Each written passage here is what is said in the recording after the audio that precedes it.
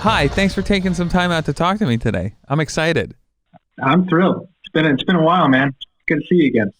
Yeah, it's been a couple of years. I don't know when was Death and Disco Fries in Adirondack? Was that 2018? Yeah, I think that was 2018 Yeah, when it came home with the big award. it did. That was exciting. There are pictures of me online like this, holding an award. I've used those pictures to sell additional tickets, so thank you. I'm so glad that my mug holding an award can produce some sales for you. I just remember you were the best dressed of the evening, so it was we had to get a lot of shots. Thank you. I like to dress up. I like to wear clothing that suits that suits in specific, but I like to wear clothing. Yeah. So you are the labeled as the producing artistic director of Adirondack Film Festival? Yes. It's the producing artistic director of Adirondack Theatre Festival, and then I guess by default, that's my title for the film festival as well when we created it. Okay, but there's a partnership there. How many people are there running the festival? Well, the theater festival is two people. It's myself as the PAD and then the managing director. So two of us full time. And then we have a staff of about 26 who come in the summer for the theater festival. And then we created the film festival, and that has really about a paid staff of 5, and then a whole bunch of volunteers and committee and stuff. Right. Now, is Jess is considered the big cheese, correct? She's the head of it, or? That's still probably technically me as festival director. Just not just demote her. Jess Lewandowski would be she's the programming director. Oh, she's a pro. Okay, so this was my fault. So you are the festival director of Adirondack Film Festival. Yes, unless you're demoting me in this conversation, then if this is how the board wanted to let me know, I think it's an interesting way. But listen, just because I'm under researched, I think that my word is bond at this point. So you're demoted. Now that I'm interviewing you for the newest position of janitor at Adirondack Film Festival. That's how I'm going to make my way.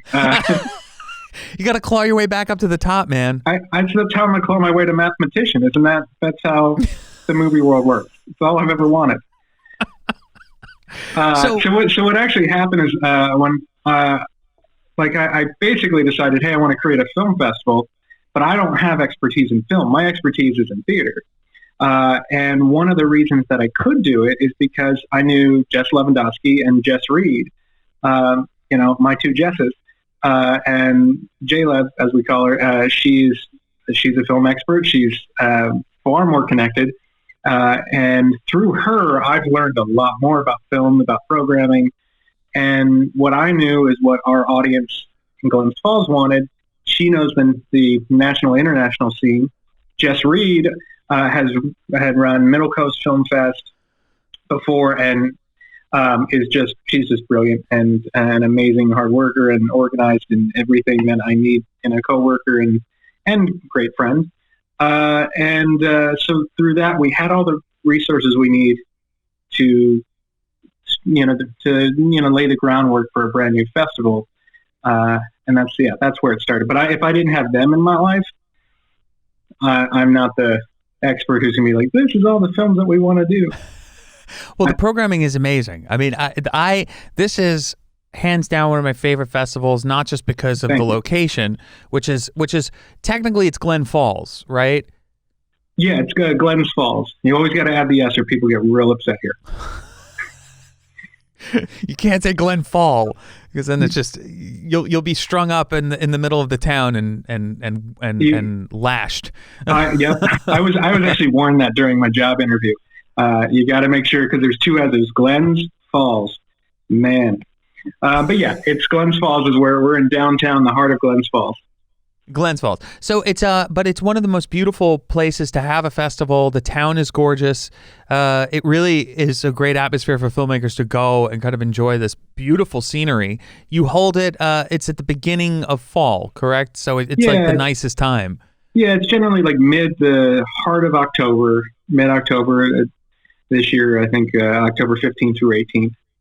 Yeah. It's just usually the time of year when it's the perfect outdoor weather. You can walk around comfortably.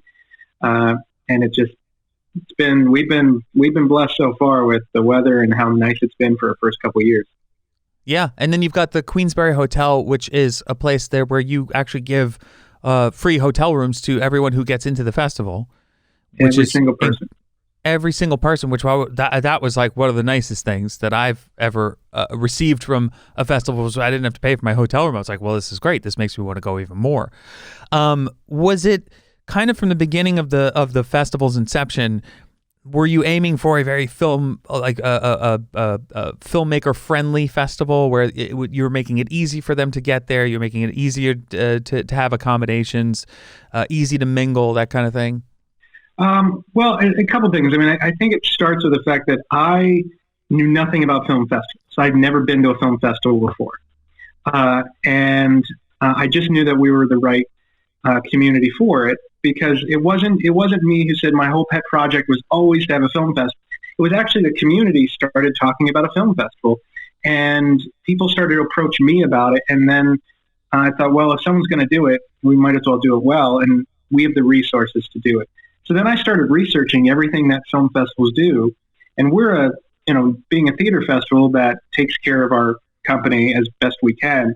I started looking into film festivals, and honestly, some of the stuff that I learned, I was pretty shocked by how the industry operates. And so I came at it not from this is what every festival does. I came at it from, how do we build the right film festival within our resources? And one of the, just surprising standards for me is that there's a hefty submission fee for all these short films. And then if you get selected, you get the honor of being able to pay for your hotel room. And if you're lucky, we'll give you a free ticket so that you can see your own show, but your friends have to pay, because that's who we're making the money off. Right? And that's not even accounting what you have to pay to get there. So, and it's complicated. I'm not saying that it's hard to run a financially profitable film fest. And so that's why festivals are doing all these things. You try to grab money wherever you can. We had the luxury of having the support of the community and also the resources and the financial backing of the parent company. So I could invest money and take more risks. We had partnerships with places like Queensberry that could give us great rates and other hotels. And so number one for me was, I want to make sure everyone, I asked J-Love, what do other festivals do? And I said, do other festivals house people? And she's like, no, that's so rare. And I said, great, we're housing everyone. So you can't house everyone. We're housing everyone. That's number one. Because we want, how do we stand out? How do we make sure we take care of people more? And then it all started there. If that's how we're going to take care of people, what else do we need to do? Forget about where the bar is set. Let's create a new festival that is all about ideals. And that's a long-winded answer. No, it was a beautiful answer, and it worked, because it's such a wonderful experience and a magical place to have a festival. And if I could describe, how would you describe the town of Glens Falls? It's really, to me, it was just, it epitomized that kind of upstate New York peacefulness. I don't know. That's all. That's as poetic as I could get with it. in I believe it was 1940s during wartime. I'm going to get this story wrong, so I won't even give you most of the facts. But basically, a paper, let's say Time magazine, which it wasn't, I'm sure, did an article. They were searching for one place in America to be the iconic American town. And they ended up selecting Glens Falls, and they nicknamed it Hometown USA. And that, to me, kind of does capture what this is. We have that hometown feel. You've got this downtown that people are passionate about, and you've got the gorgeous area, but also you can feel secluded. We're a town of 14,000 people, a city of 14,000. But you can go to the next town over, drive for 5 minutes, and you're at Six Flags. You can, be at Martha's Ice Cream, a mainstay destination. 15 minutes, you're in Lake George.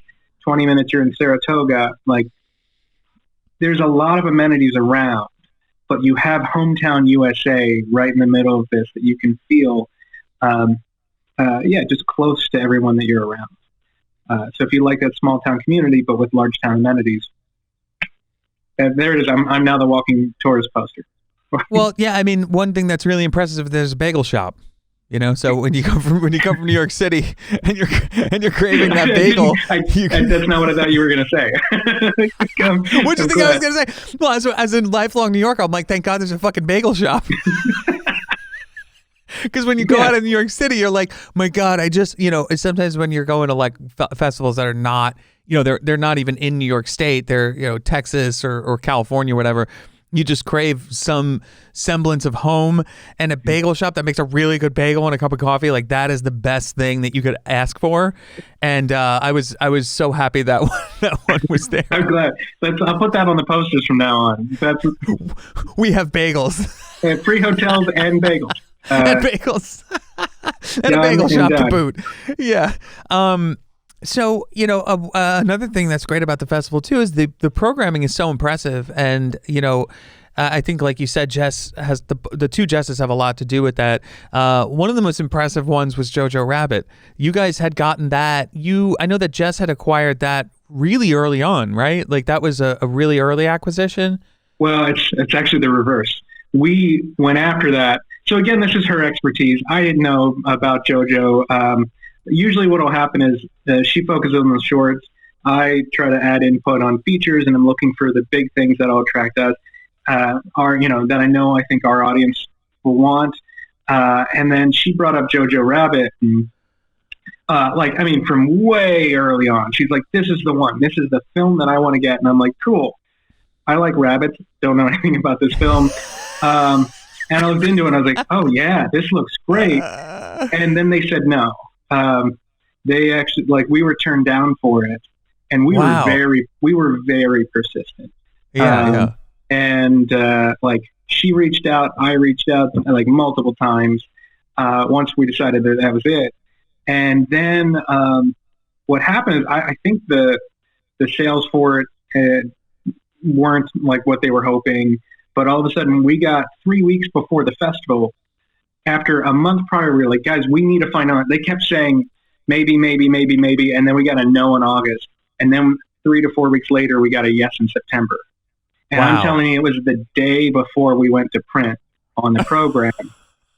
And then we scrambled, got everything in. It was a big windfall for us because, man, best film I saw all year. For me, I love that film. I'm a little biased, but man, was it good. We packed, we had to send people away from the screening. We had someone from Fox there watching as well to interview people. Like, it was everything that, in a fourth year festival, you're like, man, by year 4, we were going to have, that wasn't our first Oscar nominated film. That was, at AFF before major release.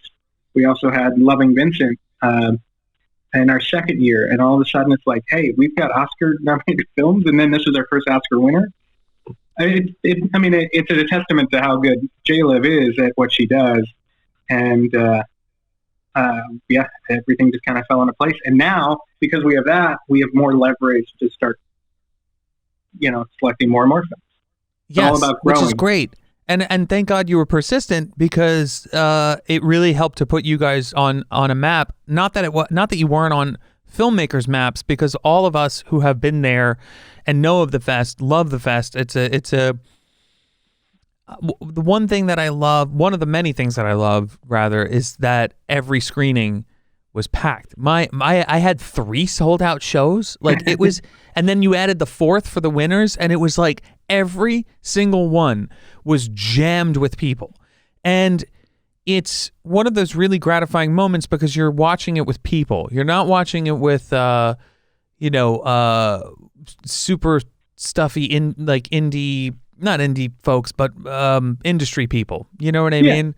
And it's regular people watching your films, and when it goes over and you hear regular, normal people, like, not that people don't go to film festivals are normal, but let's face it, they're kind of not. Like, the ones that go to the bigger festivals, it's all industry people. So when you finally get like a real audience, it's it's such a gratifying feeling, and you also feel like, I did it. You know, I was able to reach an audience, and I was able to reach a wide audience of different ages and races and everything. And I remember just screening Death and Disco Fries for four screenings. I was like, it was the best feeling I've ever had in my life as a filmmaker. Uh-huh. Are you proud of how you've kind of drawn in these crowds in this small town? I mean, it's incredibly fulfilling because what it's doing, it's serving two communities. It's our community and the filmmaker community. And it's always a balance between the two that you're trying to serve the most. And I mean, it comes from, I mean, to me, anytime, like as a event producer, I don't want to do things I can't sell out. And because that's the best feeling, is that when you're packed and you're trying to meet demand. And like, man, if you would have heard last year, I mean, man, last fall, it's just gotten insane. Like we're struggling to keep up with, I mean, we're just making our venues bigger and bigger and just like, yeah, I mean, it just, I wish you could have even seen how it's grown, because that was crazy. It's only gotten crazier as people have now been talking about all the films. Now it's a must see, but so there's two things. It's fulfilling in seeing what it's done for our community, and a traditionally downtime is now driving business to the local restaurants and shops who are open and are, you know, with signs that say welcome film festival goers, and you see people with badges walking all around town. And I love it because it becomes a walking tour of downtown Glens Falls. Yeah. You have to explore our community by being here for the festival. And the filmmakers from outside get to see who we are and what we can do. But it all starts, again, from a different place from what I've seen of other festivals in my research. And again, I'm not talking bad about any other festival, because honestly, I've never been to another one. I've only been to mine. Well, you're doing a great job. I mean, look, I've been to a bunch, and you're doing a fantastic job. It's real venues, real people, the panels. I mean, the panels themselves are incredible. We'll get to that in a second, but please finish your thought before So I appreciate your comments. I think it shocked me to find out that it's such an industry standard to have, like, I guess I've learned from talking to the hundreds of filmmakers who have been at our festival. That's how I know about what's going on and how to adapt. So I'm getting feedback every year. And the most shocking thing for me is hearing what you're saying about playing to very small rooms, empty rooms, and to playing to, you know, industry people only. And the fact that we're packed with community members. And I think that's two things. It starts with treating the filmmakers. That's like providing the hotels had a trickle-down effect of, guess what? We have more filmmakers here. Well, if we have more filmmakers here, well, now our audience is getting a better experience, because they can sit at home and watch a movie any day of the week on Netflix. We're providing a film festival experience, and that means they get to meet you. That means they get to see you, and they get to be in the room and have the energy of having all of you there. That is something that brings Hollywood to a small community. So that's what we're selling. And if I can sell that, and I can control both the size of my rooms, I mean, I'm not putting any of those films in a 1,000-seat house, because then you feel empty no matter what you do. I'm creating, and we started small, and we grew from there. I also do one thing that there's been many internal disagreements about, and I know it's not a popular opinion, but there's one thing that I don't do that every single film festival does, and I stand behind it as part of our success. I do not do Q&As. I never do a Q&A. Because it is about the patron's experience when it comes to that, and that's not what our patrons have shown that they want. They do want they do want to be with you in the room. They love to know that you're there watching with them. They do love that you're introing the film. We always have all of our filmmakers intro it, but at some point in time, you have to figure out what are the decisions for the patrons, what are the decisions for the filmmakers. And that I'm again, it's not the most popular opinion, but it can be fatiguing. And when you have to sit through all these Q&As one after another, when you have 135 films, and ultimately that's not the experience that we're providing. The best thing I can do is try to get you to talk to the people who saw your film and have a direct relationship. And that's been taking time. Hasn't been perfect in ours either, but that's what we're creating is a family of filmmakers and a community of film goers, and not an academic exercise of this is what I attempted for this film, and let me feel good about myself here. You shouldn't feel good about yourself for what you said in front of us. You should feel good about yourself for how the audience reacted to what you created. And that's what I like about what you told me. That's what we're creating. And I think that's where some of the film festivals have it wrong. Well, and also what that opened up for, and I didn't realize this because I was like, no Q&As, what the fuck? You know, as I think every film, no fucking Q&As, what the fuck? I want to fucking talk about my, you know, it's like a very masturbatory thing. You know what I mean? Like, it's like, I want to sit here and talk about my genius. But what I loved is that if people had questions, they'd stop me on the street. So they'd recognize me and go, oh, you're the guy. Because I mean, I acted in Death and Disco Fries. So like, you know, but you also introduced the filmmakers. It's not like we're just like invisible people in the room. Jess stands up. She says, here are the filmmakers. These are their films, you know, and they get to know who we, you know, they see us and they're like, oh, those are the filmmakers. So there is some sort of introduction. There's a face with the movie. At least when I was there, that's what happened.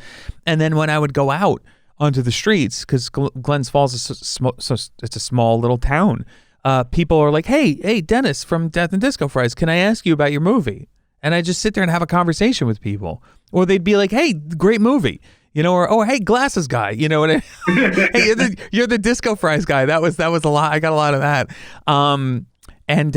And that was a really special feeling because you suddenly feel like you're a little celebrity in this town where like, you know, but it's also really cool because you get to interact even more so because you can stop and have like a really meaningful conversation with someone about movies and not just your movies, but you have this one-on-one where there's not a time limit and there's not someone going, okay, we got to move and hustle out for the next thing. So I loved that. You know, I loved that aspect of it. It's about meaningful conversations. I mean, that's really it. I'm glad you said that because, it's a lot of people have said to me, "What the fuck? Where's the Q&A? No Q&A." And I'll be like, "I'll give you one right now. What's happening with this film next? Where was the idea for this film? Cool. Put it in some notes, and I'll send it out as a blog. Right. Right. But ultimately, meaningful conversations will have a longer lasting impact.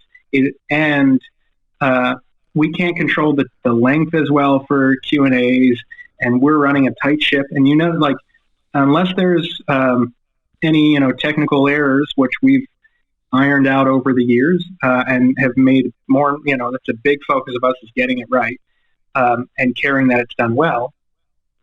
We run a tight ship. And, your film's going to show on time. We will introduce you before every film. And now, actually, last year, one of the things we added is instead of me giving every curtain speech and running to every venue, we actually had a lot of our alumni filmmakers talk about what they love about the film fest and introduce the other filmmakers. So we're starting to, again, take steps to build the community and the family that we are. And, that's going to pay dividends, I think, in the end, too. Oh, absolutely. And again, for filmmakers, the panels are incredible because you have a filmmaker breakfast where you talk about how easy and actually inexpensive it is to film in Glens Falls and the locations and all that stuff. And then, but there's also the panels for not just the filmmakers, but for the public to attend. And they're packed with really impressive people. The one that I went to, it was, I ran into him at the Writers Guild. I keep asking him to be on the podcast, but we can't get our schedules to match. But he hosted it. The one who did Lemon, what's his name? Timothy. Yes. Cooper. Yes. And there was a young lady from Glow, and there was like a huge. They were big names. They were big names within the industry. How do you manage to put together those panels? So I met Timothy a while back doing a play, and he and I just started talking, and such a good dude. And smart guy too. His film ended up in our festival, Lemon, won the first year as the comedy. So he knows what he's talking about, and we started working to develop the panels together. And honestly, what's funny about the panels is people are always excited about who we got. They have no idea how many rejections I get before the yes. So it's just a lot of legwork. It's just asking, between my contacts, between Timothy's contacts, and between just sending out Hail Marys. Like, I don't know if that was the year that we had Craig, who wrote Moulin Rouge, co-wrote Moulin Rouge and Strictly Ballroom. We flew him in from London at the time. And, Moulin Rouge happens to be one of my favorites of all time. And I just was like, I'm going to just track down this dude's agent and just ask. And was kind of shocked when he said, yeah, I'll do your screenwriter panel. Okay, sure. First class ticket overseas? Okay. So you're like, as you're looking in your wallet. Yeah. No, that's fine. This thing. So you start IMing people. Oh God, who has miles? Just give me all your miles. Exactly. So we're not one of the places that are like flush with cash and can bring in Tom Hanks and all that. But I'm looking. Part of it was a strategic decision with the panels too, of like, okay, what's the industries that we can attract high quality people that can really impart some knowledge, and would also, again, it's marketing too. It's who's going to attract interest in us, because we're trying to build a name for our festival that we are this large small fest. So we started getting having some big wins. I called in some favors from people that I happen to know or work with early on. So, and that's, now it's easier to say Craig's been here. Chris Sarandon's been here, and we can name drop, and then I can also go back to those people who, now that I've made more and more friends in the industry, say, great, I'm looking for this composer, who do you have? That's like, when we did a comedy, the panel, it was the guy who. Well, we did there was a lot of late night TV writers. The head writer for Colbert was on, and it was like super fun. I don't think they get asked to do a lot of these things. It was great for everyone. We weren't the 5 millionth person to ask Tom Hanks to do a panel. We were one of the first people to ask these people to really bring a light to, what they do. And it was, getting a bunch of funny people in a room to say funny things. Yeah. It's hard to go wrong. Yeah, it's really hard to go wrong. So all of that culminates into an incredible festival with great rooms, like you said. So just before we get on to the main crux of the conversation, let's talk about the rooms, because you've got a theater, correct? There's a theater, and then there's smaller rooms. So we've just kept expanding. We've had our heart is our 300 seat theater. It's gorgeous. It now has a brand new projection system and screen, so that's even higher quality than when you were there. The Wood Theater, that houses our box office. We actually have opened up a second room in that facility that's where we perform all our big plays. We also have a cabaret space, and so now we have this intimate cabaret film location. And then upstairs we do a VR every year. I don't know if we had VR when you were there or not. Yeah. That was VR. The first year. Yeah. Man, that's become a huge thing. So we have a new VR film every year. And then the Queensbury Hotel houses 2 venues now for us, including the panel. And we build, set up, we, spare no expense. We get the highest quality that we can afford. If I say that, then it means spare some expense, because it's what we can afford. But it's high-end equipment we rent for that, and then we have the Park Theater, which I believe just opened up when you came. So that's a screen there, and that's its own theater. It's gorgeous. It has a restaurant downstairs. They're now doing boxed lunches that you can buy and eat while you're watching. We also we've done a film at the Civic Center, the Cool Arena, where it's our ice hockey rink and all that stuff. But we played movies on the Jumbotron, and we have a top-notch art gallery called the Hyde, and we screen films at the Hyde, and they just invested in brand new movie equipment. Basically, now that everyone's seeing all the success, incredible, they're all investing in infrastructure. So we've got that, and we've played around with outdoor stuff, and now we have a foreign film series that I don't know if you met Pulkit while you were there, but he's incredible. Yes, I did. Yeah. Pulkit's amazing. We took a trip. Now we're taking a trip to a different country every year. Took a trip to Bollywood. He actually flew up to India and found the perfect film. It was a massive hit. But now we're combining that with a food tasting. So, and ultimately, what I want to do is take a full trip to that country. I want to experience their art, their visual art, the taste of their food. I want to have that's when we have Q&As. So we have an expert to talk about that country and that filmmaking, how that's different in that country. Right. So it's about pocket experiences. And that's one of the big ones. So yeah, we've got and so the other big thing on, to sell you in Glens Falls more is that the reason we started the film festival is when I started talking to people about it, we started thinking about locations, and I realized you can walk to all of them. And I started asking around, how, all the festivals I knew, you have to get in a bus, and it was very rare to have so many venues of high quality so close. And that was a big part of it. We started it because Glens Falls had the resources to do it well. We were not forcing our vision of what a film festival should be. It grew out of what Glens Falls is and can support. And so we started just doing those venues, and it was great. You can take a walking tour. At one point we did, though, the Hyde is a little further away. It'd be like a 5-minute walk. So we started hiring a limo service to take people there because, class. Right.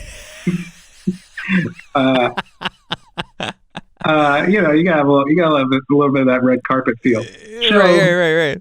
But yeah, I think that's the cool part. Is there's so much so close, but now we're also working on a Film Fest app that'll then show you where you are and help direct you, even though everything's pretty close. Amazing. Well, I'm sorry I didn't make it last year, but I did 2 films in 2019. I don't even know what year it is. It's 2020. Yeah, so 2019, I did Lonely Hearts, which is a short film, and then I did In Flowers Through Space, which is a documentary, and those took up my entire year. And then regular client work. My client base started growing exponentially, and so I was just fuck, I can't go. And I didn't have a film, and I was like, shit. So I was like, all right, next year, they'll all be ready by next year. and then perfect segue, and then Corona happens. So I'm excited to talk to you because I think that it's, this podcast is about filmmakers and filmmaking, but I really think it's important to hear from a festival director what the state of festivals are at this point, especially yours, because yours is in October. I know that there's one that we got into. It's the Horror Hotel for Lonely Hearts, and that's going to be in September. And they're like, we're moving on it. We've got the hotels booked. Everything's going. We're planning on this thing in September. We're not going to cancel. We're doing it. What is the stance right now with Adirondack? It's kind of the same, general stance of, hey, we're moving forward. We don't have enough information yet that says that we need to stop. What's interesting is I'm coming at it from the theater perspective too, and I got to be, if I'm being candid, it's very grim in that world right now. Yeah. And I don't know. I'm less tapped into what it means for the film world and film festivals. It seems like a lot of that's going to be the same, but maybe some of it's more doable. But I don't see live theater happening in 2020 for sure. Certainly not in New York. That's not happening.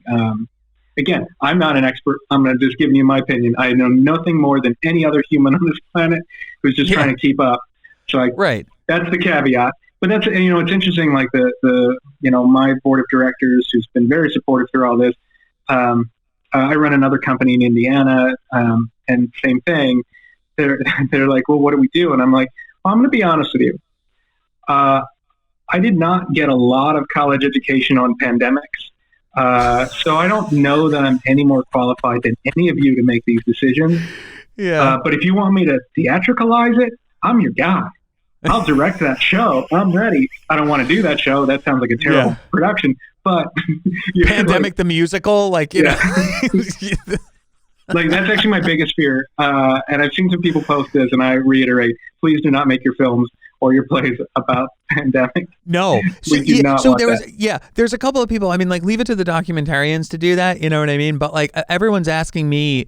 It's funny because as a filmmaker, everyone's like, oh, are you writing? Are you doing this? And no, I'm actually taking this time to educate myself, like, on stuff that I didn't know before. So I'm reading more books about film. I'm reading more. I'm not forcing myself to write or film anything. I mean, the only thing I'm forcing myself to do every week, not forcing myself, I love doing this, is this podcast where now I'm doing video for it. So it keeps me fresh in the sense that I have to edit something every week. And sometimes twice a week, and like and converse with people and have really meaningful conversations with people that I wouldn't have before because we're stuck inside. But in terms of, forcing myself into this like creative insanity and overload, I'm not doing that. Like, I'd rather improve on what I already know because I don't know everything. So now is the perfect time while everything's slow to fill my brain with as much knowledge as possible. So the next few things are going to be even better. But so going back to your original point, don't make a fucking pandemic short, please. Like, that's it. Don't. Like, just, no one's gonna want to hear about it. Like, no one's gonna want to watch something about it anytime soon. It's like we've just lived through it. Oh, I don't want to fucking, I don't, unless it's Nova or some great documentarian. I'm like, great, I'll watch a documentary on it, but maybe not even then. I mean.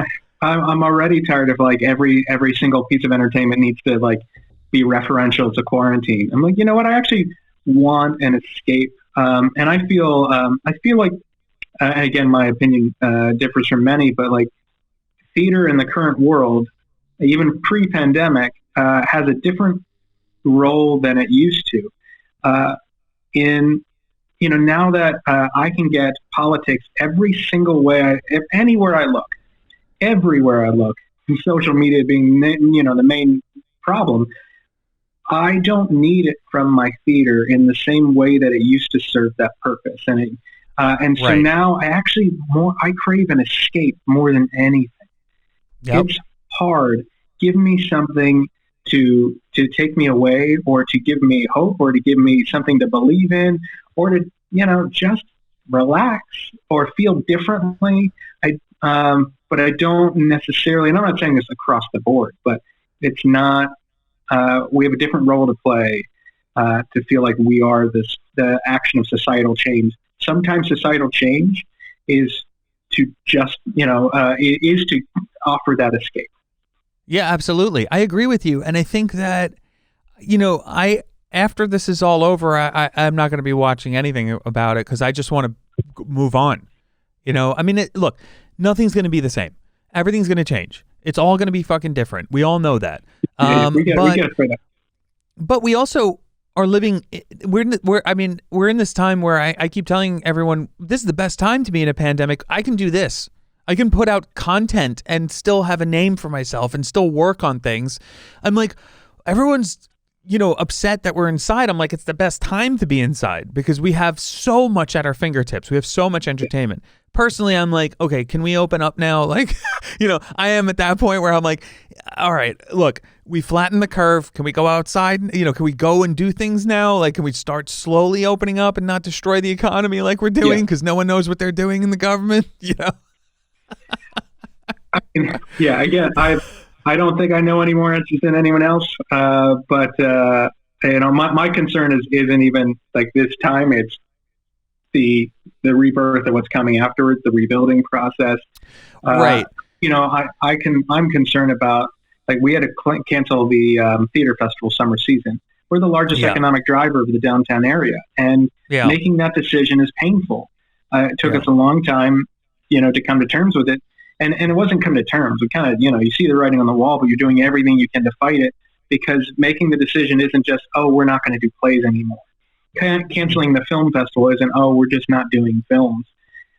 It's hurt. Our mission is to support artists, and that's half of it. But then the other half is we're the catalyst for people going to restaurants and businesses being open, and the hotels being full, and that hurts to know that your community not only doesn't have the entertainment, your friends and your artistic family don't get to share it, but on top of that, the community suffers as well. So that, it's kind of an all costs where, everyone's trying to move forward. And for us, we're so ingrained in our community that we'll do everything we can within our power to open. But there is no scenario where we're doing the festival that you came to. Yeah. That's not on the table. The festival that you're talking about, the one that I'm super excited about, last year we've grown to in 4 years pretty quickly. That's not the festival we're doing anymore. And we have to understand that. It doesn't have to necessarily be, doomsday. It just means step one, that's not what we're trying to accomplish. And so me and the two Jesses had a conversation not too long ago that, there's a couple scenarios. Obviously, everyone's trying to push live, whatever you can. And then there's, do we just go digital? But then there's the third is, how do you pivot? How do we create something that hasn't been created? And that can be a small iteration, that can be a major change. Who knows? And can't tell you I know what that means yet. But what I don't think is a solution for us is to have a digital festival in the same standard way as at least I'm seeing it be done. And that doesn't, again, I mean that not to knock on what's happening, because I think it's great. And a lot of people roll to digital so quickly in this, and that's amazing. But for us, then we're not supporting the community. And, we're not supporting Glens Falls. And I don't feel like I don't know that I can drive tickets. I don't know that the rooms are sold out digitally in the same way. So I'm fighting that in a way of, if we're going to do it, we're going to make it our own. Because what I'm selling isn't the shows, it's an experience. And if you're going to watch this at home, I don't have enough patrons who are just Film Fest buffs. So what we need to do is sell the film festival experience at home. That's what we're creating. And that's going to lead to something digital than access to films. That's only part of what this is. So what can I do to bring everything that makes you feel like you're in Hollywood and Glens Falls to your home? And there could be some iterations that make this even more successful. My hope right now is that we are going to modify and have a partially digital, partially live version. I just don't know. But we've hung our hat on the fact that what you said is sold out is our key. And there's lines out the door. Again, if you've seen the last year, it was almost comical how far the lines are in Glens Falls. And the Park Theater where we had that party, we're talking 250 people, literally lined up on the walls outside. That's the last thing that I can, advertise now. I should be advertising how poorly attended things are, because then people will be like, "Hey, I'm coming." Right? It's true. I'm wondering though that by the time we get to October, if everyone's going to be just starving to get out, and it will be just jammed with people. But then again, we don't know what the laws are going to be in terms of how many people can be in a room and all that stuff and gatherings and everything. So you and I are going to follow up, like we agreed to. We're going to follow up, because I kind of want to do this thing where we're talking now at the very beginning of it, and then as we get closer to it, kind of see where you're at there. Because right now it's still up in the air, right? There's not really, it's we have to take it month by month to see where we're at with laws and gatherings and all that kind of stuff. So is that how you guys are taking it, just day by day, month by month? Yeah, the first month was every day, especially with the theater festival, every day things change. It really is just kind of waiting it out. It's not about so much the rules of being able to open up. that's not the factor that concerns me. I do think that we'll be able to have a film festival in October live. There's multiple concerns that go well beyond that. Number one, are people going to want to go? Yes, we're going to be starved, but my audience is primarily at a high risk, audience.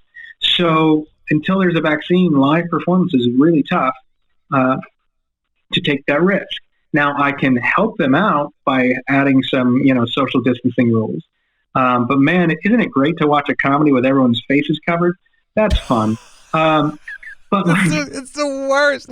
It's, oh God, I'm picturing just a sea of masks, just like, and you're just like, what the hell's going on? And then of course, one person in the theater is going to cough and the whole place just goes silent. Yeah. Sucks the fun out of the room. It's like, don't cough, just hold it in. Yeah. So, I mean, there's logistical concerns, but like also think about, we have a demand problem already, and we have people lining up to get into the films. That's the standard way, right? I can't have a VIP line and you can't have people line up out the door. I'd have to have them line up down to the other city if I had 6 feet apart. So now I have to talk about doing a ticketing system, which we don't necessarily have the infrastructure for, so that I can control how many people, because I can't have you wait to the other city and then find out at showtime that you can't get in, and then you have to go to another place and wait in a long line. The experience isn't okay. But then I also have to, just like we give all their filmmakers a free hotel, so one of the things that was for me, day one, I'm like, what do I want out of a film festival? Free popcorn, unlimited, all the time. That's what you get. I said, I can't do that now. I can't pop popcorn and have people scooping it out. So, I got to get over those things. Some of those things are gone, but it goes down to the popcorn that everything about how we've operated and how we've fine-tuned over the past 4 years is changed. So let's say people do want to go out and the demand is there. I won't know that until really close, if it's there. And by that time, I've already shelled out all the costs. So my risk is high and my reward is certainly much, much lower, right? So it's harder to produce. And then on top of it, my expenses and the time it will take to create the social distancing measures and the safety measures and the cleaning measures are more expensive, more personnel, more costly. So I've got to manage that. And then I've got probably more than half my audience who's still going to feel uncomfortable going out. So now I have to have a digital option, which means building an infrastructure for that no matter what, so that they can feel safe. But then, can I have parties that we're used to throwing and all those? That's going to be tough. So as we look at all the details, all that I can tell you is it's not the festival that you came to. But what our goal is, and what we kind of came out of that meeting was, hey, film festivals are going to be different across the board. When we started out 4 years ago, we said we're going to be we're setting a mission to, as quickly as possible, be one of the leading small film festivals in the country. I'm pretty proud of how quickly we've been able to do that. There's no reason that we can't attack this and say we're going to be the best pandemic film festival in the country. That's it. It's just a matter of we're changing what we're doing. I don't know what that means yet, but we will change our operations to pivot rather than try to force what we did into a society that can't handle that right now. Right. We're just going to reinvent. That's great. That's when I'll come back. And this might be silly. In in August, we'll do this again, and I'll be like, you know what? It's just no popcorn. Same thing. But only thing we're doing is the popcorn's different. The popcorn is different. It's no bag popcorn. So who knows what that means? But I think you do have to attack it, because that's how we're doing theater. I mean, we're about to announce. Probably in 3 to 4 weeks, I'm getting ready to announce my company in Bloomington, and even ATF is going to be involved too, an entire shift. We're not looking at trying to shove the art form that we have onto Zoom. We're trying to create a brand new art form for Zoom. We have a new medium. Let's maximize what we have rather than try to hold on to what we have. And I think that's the approach. We'll see our success. So, do you see yourselves being a much stronger festival post all this stuff? Because you have dealt with this now, and you have dealt with a major turnover and a major upheaval of how of the system of this thing. Oh, I think the right answer to that's a yes, but I don't know that it's the answer. No, I mean, the reality is, if we were on a trajectory that was going pretty darn well, and we're building every year, we're going to be the strongest as we keep building on that. We're breaking down what we have, and in some ways starting over. We're fortunate that we are where we are. If this was a year one, who knows if AFF ever gets off the ground. Year two would have been tough to try to, we haven't established what our rules of engagement are. Now we know who we are. We've gotten that far. We are in a position where we can change. We're not been around for 20 years and we're this storied thing and everyone has to have this every time. We're inventing new stuff every year. So I don't know if necessarily stronger is a word. I think as an organization, we are strong, and we will survive. There's no doubt about that. I mean, we're not at risk, but it's just a matter of, can we find a way to optimize the situation that we've been given, which is kind of no different than before. Every other year, we've been given certain parameters to work with it. We have X amount of dollars to work with. We know X amount of people. We can't get this film. We want, we got Jojo Rabbit. Didn't tell you about the films I didn't get. Every year's about working. This just has more restrictions that were different. And if you stop to just say, great, okay, let me just say yes and to what's thrown at me. But we'll see what we can do. I'm optimistic that we can create something incredible. And yeah, sure, we can say the next year we're coming out stronger. No, we're just going to, we'll be better because we'll have more tools in our chest. It's really nice to hear you.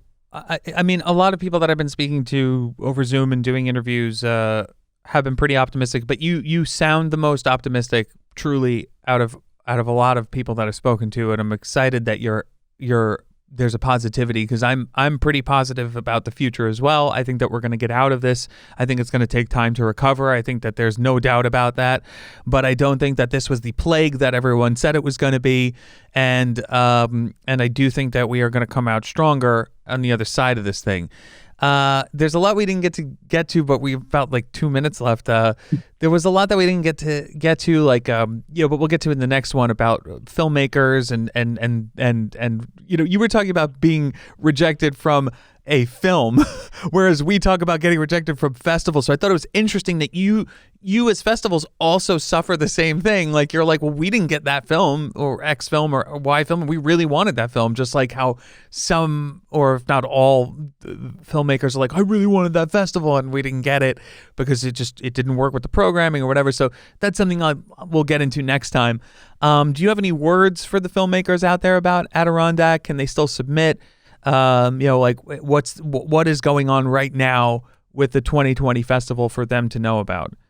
Just know it's happening one way or another. It's going to happen one way or another. It's going to be incredible. It might be live, might be digital, might be a hybrid, might be something that hasn't been invented yet, and we're going to do that.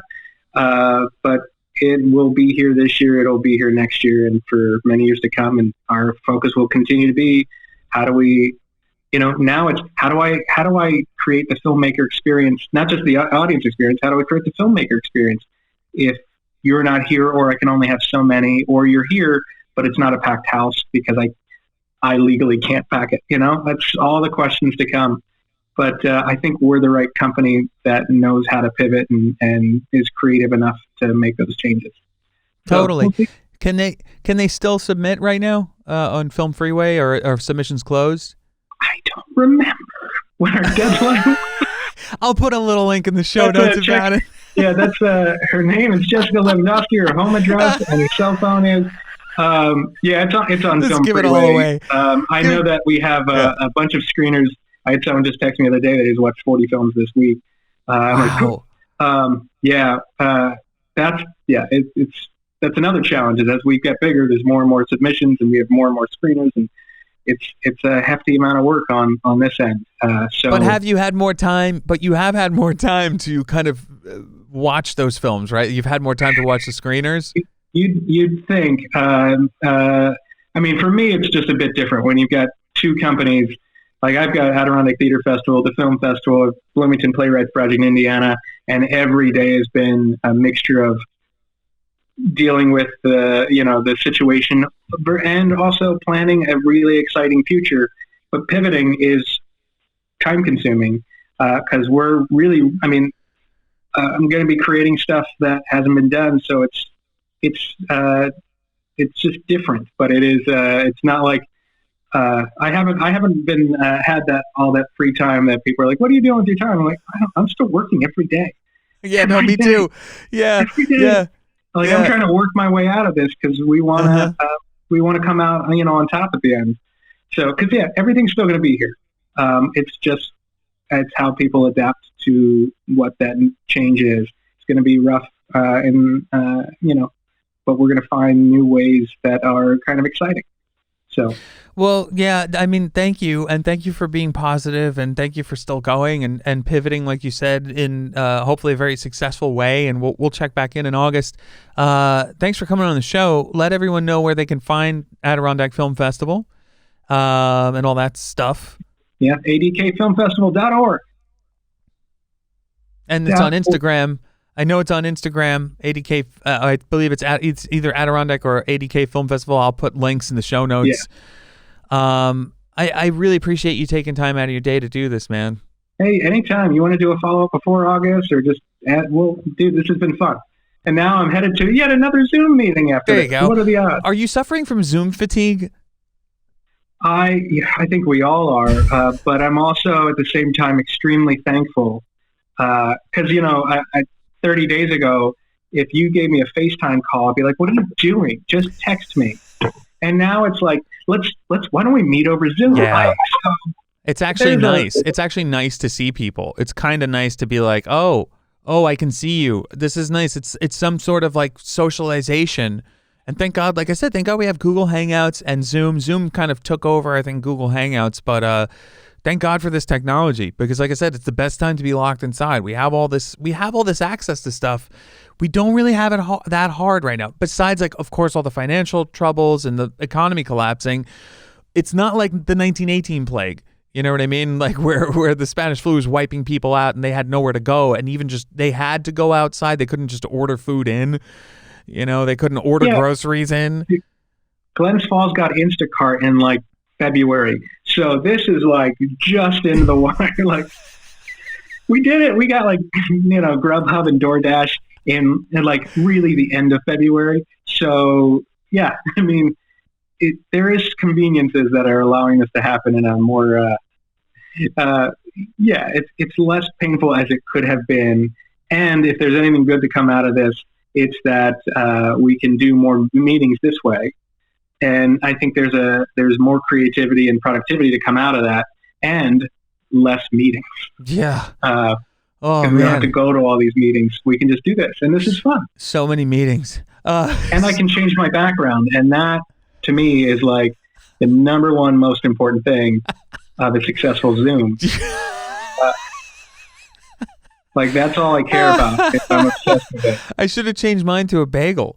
So, as like a halo bagel. I have a burger ready, and in case we want to burn it all down. But no bagels. I'll work on that next time for you. That's the dumpster fire behind you that we're all in right now. Oh, actually, no. This is what I just got today. So... That's fantastic. Where'd you get that shirt? Let's give a plug. Oh man, internet. Go to the internet.com and find it. I think it might be.